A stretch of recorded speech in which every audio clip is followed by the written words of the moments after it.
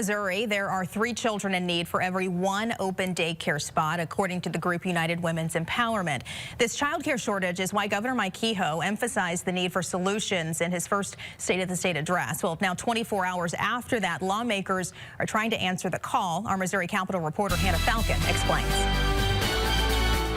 We have a wait list right now of over 175. Most of those are babies and 2-year-olds. Jordan Valley Health in the Springfield, Missouri area offers early childhood education and daycare programs. Melissa Weiner tells me the demand is great and she wants to expand the program, but one thing is standing in the way. Those delays are causing us to put that on hold right now. Weiner testified in support of a bill that would allow temporary licenses for child care centers in good standing, hoping to expand. Under this bill, an existing child care facility could open a new location with a temporary license after passing a preliminary safety examination, while waiting for the state to process administrative paperwork that can take up many months or even a year. House Bill 850 has the possibility to answer the community's call for solid early childhood education, daycare, and after-school care sooner.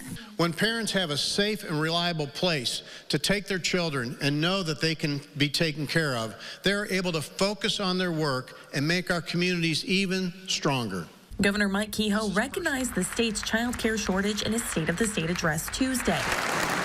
85% of Missourians live in a child care desert, according to United We. While there are certainly a number of requirements needed to keep kids safe while in child care, we can do a better job of making regulations easier to understand, implement, and comply with. There was no opposition to the bill in Wednesday's hearing, but there were questions on how the state can ensure safety while cutting red tape. These requirements that we're requiring that they obtain before they get the temporary license are the exact safety requirements that a brand new facility would be required to obtain.